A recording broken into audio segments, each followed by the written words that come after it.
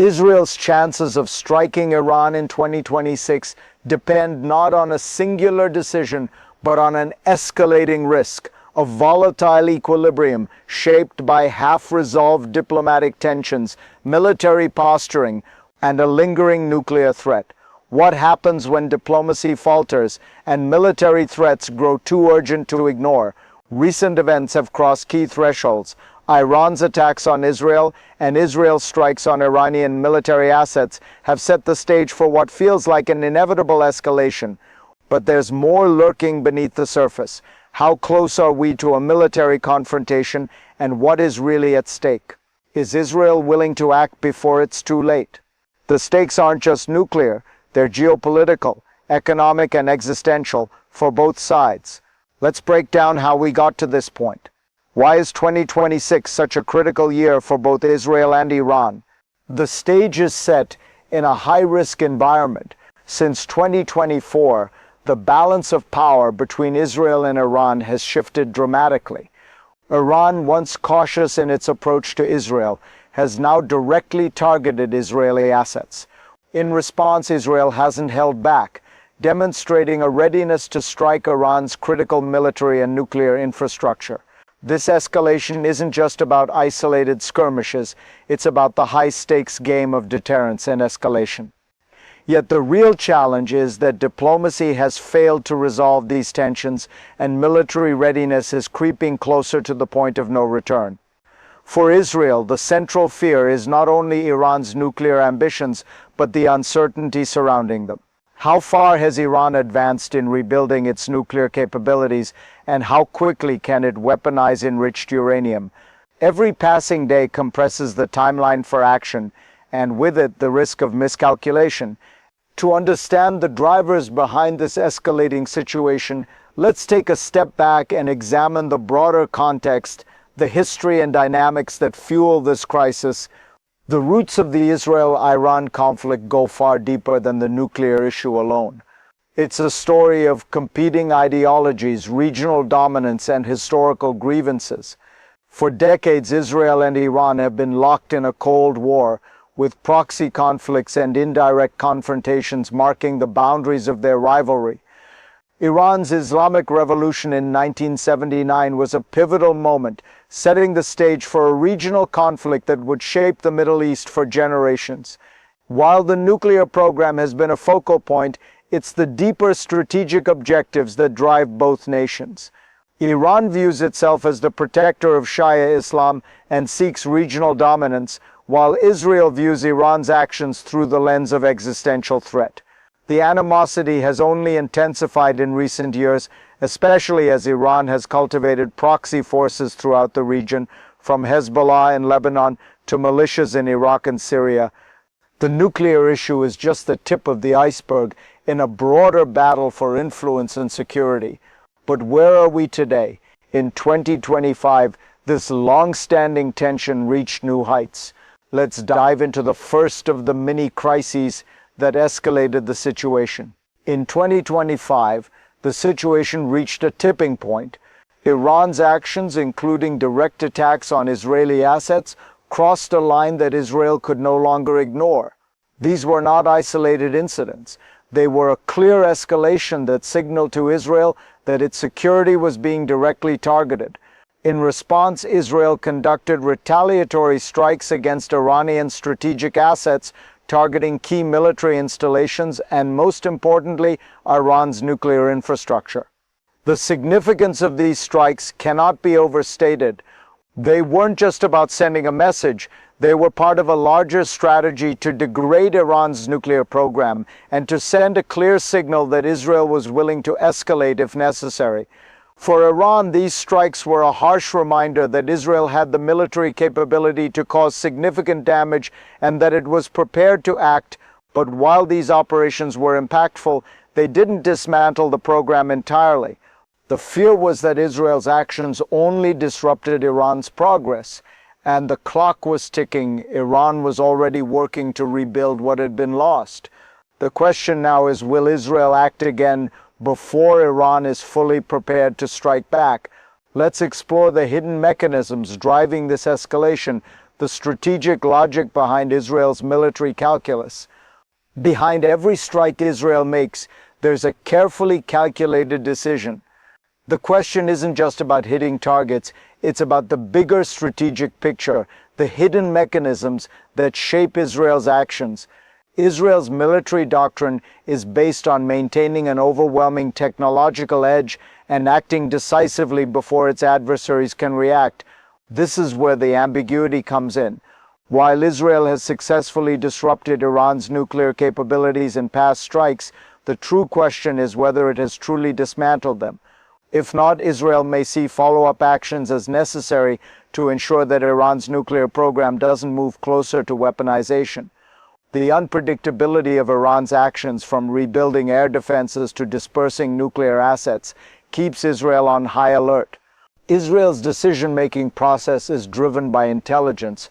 If Iran is seen moving toward reconstruction of key sites, or if the stockpile of enriched uranium grows beyond manageable levels, Israel may feel an urgency to act before those developments reach a tipping point. In this delicate balance, Israel's military actions aim to strike at these critical moments, delaying Iran's progress and preventing future threats. But Israel's concerns don't stop at Iran's nuclear ambitions. Another crisis looms. In the spring of 2025, the situation escalated once again, and this time the stakes were even higher. By early 2026, the tension between Israel and Iran had reached an all-time high. Following the strikes of 2025, both nations were bracing for the next move, but the dynamic had shifted. Iran had made significant strides in rebuilding its military infrastructure, particularly its missile systems and air defenses. Israeli intelligence reports indicated that these efforts were proceeding faster than expected, and this created a sense of urgency in Israel's decision-making process. Israel's strategy had always been to act when the military balance was temporarily in its favor, and now that moment seemed to be slipping away. Israel had successfully degraded Iran's missile and air defense capabilities in previous operations, but Iran had quickly adapted, showing remarkable resilience and the ability to improve its strategies. As the balance of power shifted once again, Israel faced the risk of losing its advantage.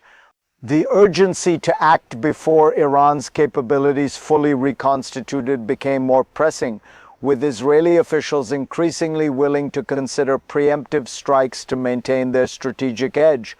This wasn't just about stopping nuclear progress anymore. It was about halting Iran's conventional military buildup that could allow for future retaliation. The real question, though, is how these tensions impact the lives of the people directly caught in the crossfire. What does this mean for civilians?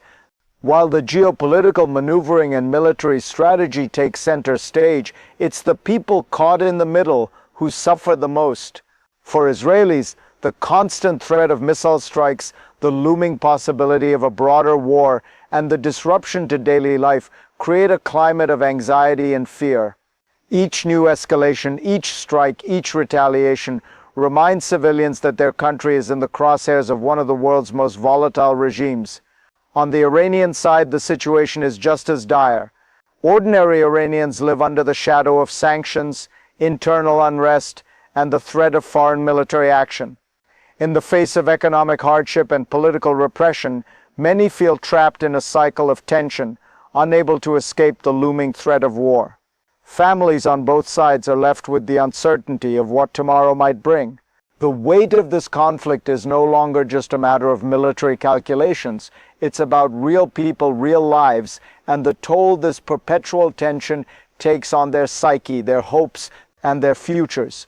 As civilians endure this heavy toll, the real question remains, can diplomacy ever break through this cycle, or will we be left with endless escalation? The conflict's impact isn't contained within national borders. This is a regional crisis, and its consequences ripple outward, affecting global stability. Let's take a look at the global implications of the Israel-Iran standoff. The Israel-Iran conflict doesn't just affect the two nations at its center. Its reverberations are felt across the globe. The Middle East is a critical region, not just for its strategic position, but for its energy resources, most notably oil. Iran's control over the Strait of Hormuz, a key choke point for global oil trade, gives it leverage that could be devastating in the event of military escalation.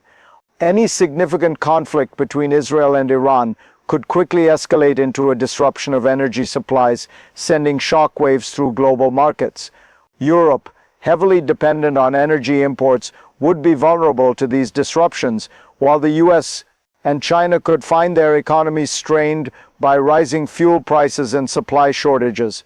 Furthermore, the conflict risks drawing in other global powers like Russia, which has forged closer ties with Iran in recent years. These larger geopolitical dynamics complicate any potential resolution and highlight how a regional conflict could spiral into a global crisis. The world is already on edge, and an Israeli strike or Iranian retaliation could push the situation into uncontrollable territory. What happens next? Let's explore three possible futures for this conflict, from the best-case scenario to the worst.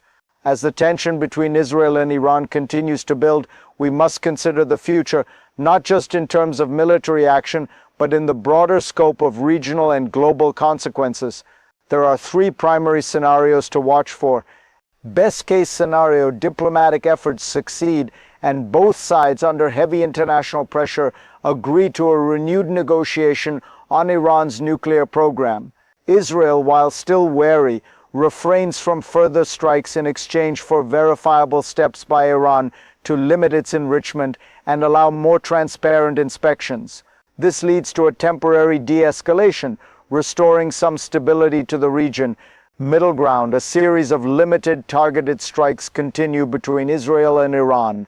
These strikes don't escalate into full-scale war, but they prevent Iran from reaching a nuclear weapons threshold. The cycle of retaliation and restraint continues, with sporadic flare-ups that keep the region on edge but don't lead to a larger conflict, at least for now.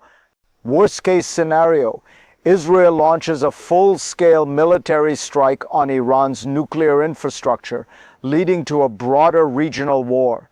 Iran retaliates through its proxies, and tensions spill into neighboring countries like Lebanon and Syria. The economic impact is severe, with global oil prices soaring and the possibility of a broader international conflict pulling in major powers. This scenario risks not only regional destruction, but global instability.